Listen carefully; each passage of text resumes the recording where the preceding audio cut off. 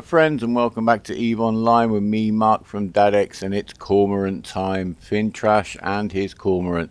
We're going to look at the Cormorant's bonuses first because they really help on this event. For each level of Caldari Destroyer, we've got level 4. We're getting 5% to our tracking speed, 5% to our optimal range, plus a whole bonus of 50% to our optimal range. That means our blasters are going to be very effective, especially because the rats are going to come into our optimal quite a lot. The Ion Blaster 2s we've gone with today give us a 5.3 kilometer optimal and an 8.5 kilometer fall off, which is great. The rocket launcher goes out to about 6.3 kilometers, so all the rats are going to be coming to us and kiting within our optimal ranges, which is excellent. In the mid slots, we've got the medium shield booster 2. That's going to rep us 104 hit points every 3 seconds. That's our tank. That is going to be powered by the compact cap booster. And we're going to use Navy Cap Booster 400s in there for this run. You can do this with 200s. The 400s are going to give us about 2/3 of our capacitor back each time we hit the button. So that's going to keep our tank running. We've got the enduring Afterburner, which is going to keep us as fast as we can be at all times when we're on grid with these guys. Down in the bottom, just straight for damage boost, we've got 2 magnetic field stabilizer 2s. Very simple. I haven't pointed at them for some reason in this run through, but the rigs are 1 thermal shield extender, 1 kinetic field extender, and 1 defense capacitor safeguard, which reduces the capacitor use of the repper by 10%, so that's quite useful. There are no rigs to boost the amount that a shield booster will give you in terms of rep, unlike the armor tank. You can use the rigs that make it rep faster. I've gone for the one that makes it more economical. Let's see how it works out for us. In the cargo hold, we've got the Null ammo, which gives us 275 DPS, along with the Scourge Rage rocket, of course, that all-important rocket. We've got the Navy Cap Booster 400s. Remember, the Navy Cap Boosters take up much less cargo space than the regular ones. And, of course, we've got the key. We don't want to go there without the key. And that all comes to just over 16 million ISK, according to that figure down there. Just before we go out, I've got, and you may well have, because we get given them, these boosters. So I've got a couple of these just in case I need them, and we'll see on the first run. I've only got 1 implant on this ult. That's 2% power grid, which I really need for one of my caracal fits. No combat implants whatsoever. So we could go for 7% extra repair, or we could go for 7% extra damage. But we'll run the first one without those boosters. But this is really just a reminder. Whether you've got these ones in your item hanger somewhere, or you've got those instant use ones that might be relevant, just do check. It might be a good time for you to use them. But we'll see how we get on first. Let's get going. So we're just landing on the acceleration gate here in Sailin. There are a couple of potential hostiles around, so I'm going to keep my D-scan up, set to 360 degrees and 1 AU. That way, if anyone's loitering around the gate or coming up here, if I click that occasionally, they'll show up. Anyway, make sure all your guns and everything are loaded up. We can only hold 1 cap booster at a time with the 400s, but obviously it's giving us twice the charge at once. That's the only difference between the 200s and the 400s, that the cap booster needs to cycle twice with the 200s and once with the 400s. So I guess it saves a little bit of operational time. Right, we've got a lot of frigates to deal with here. One of them is a Griffin, which is trying to ECM us. That's the icon on the left in the middle down at the bottom. If we were to now lose our locks on all the other ships on grid, that means he has got his ECM off on us. It is a dice roll. We just need to target him and kill him, because the ship that's ECMing you cannot stop you locking it. But I'm pleased to say, look, with the reps running, we are riding this out quite nicely. I'm just flying off to a point. And as I'd hoped, the rats are actually rushing into our optimal and orbiting us at a nice range of about 5,000 meters-ish. I do stick with the Null. Void would be stretching it a little bit. Overall, I think we get much better application of the damage, because the biggest raw DPS numbers are not always the best solution. But we're not getting ECM, so we haven't lost our locks on the other ship, so we're just working our way through this wave. No stress at all so far. And that wave's gone. There's a little bit of a pause before this next wave spawns. So I'm not quite sure whether the there's a little bit of a timer going on where it's a proximity thing. Here they come, but I'm quite grateful for any respite between waves that I can get just to do a little bit of recharging and housekeeping.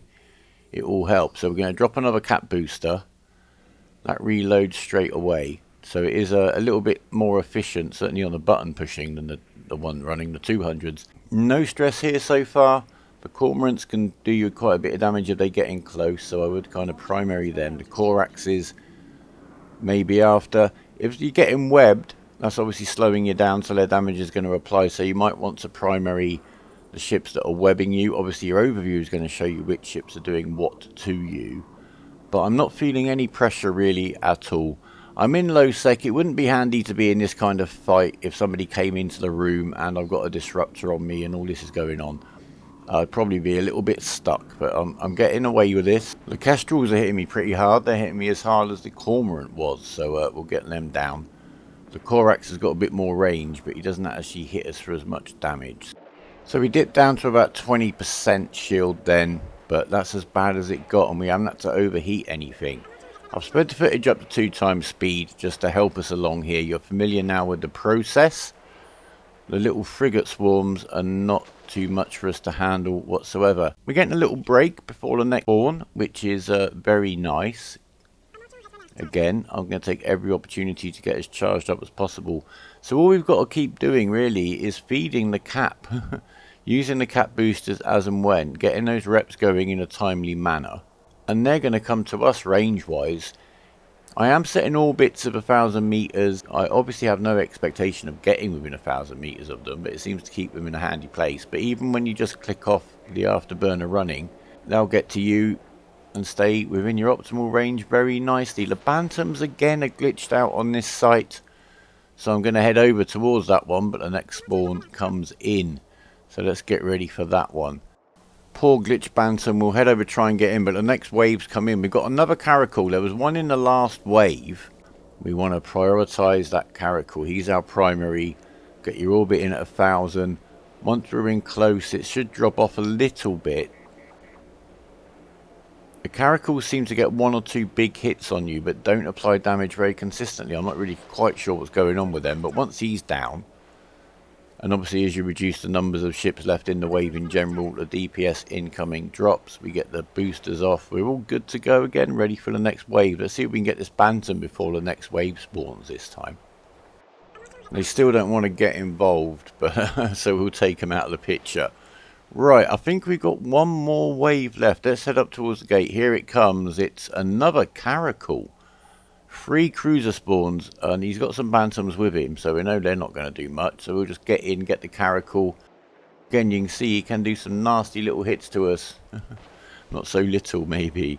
But we still haven't had to overheat those reps once. So everything's nice and fresh and ready for the last room, where I think we'll use the tried and tested tactic, having everything preheated as we warp in.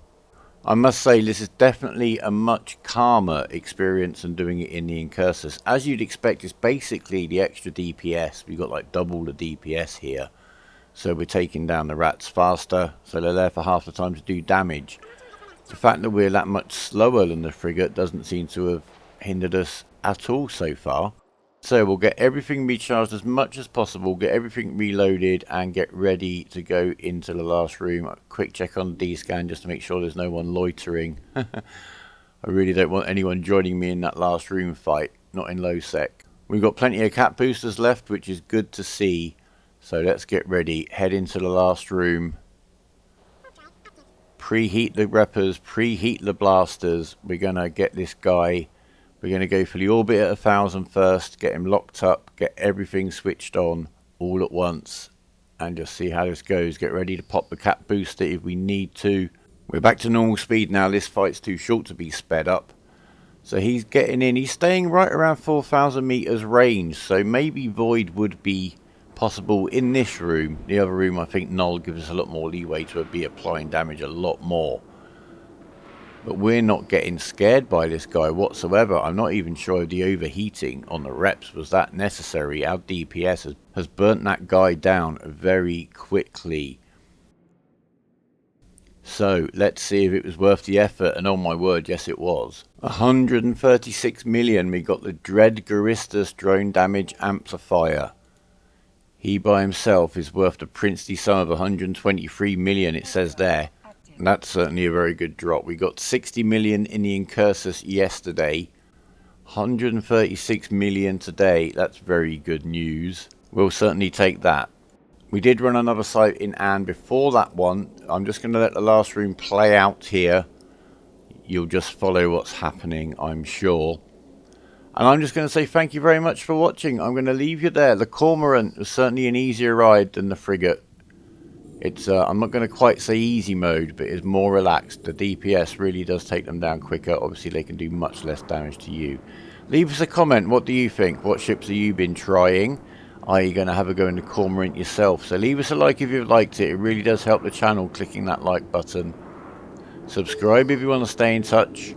But for now, remember, even is believing. Get out there, enjoy the hunt. Learn some rough housing and some rough and tumble.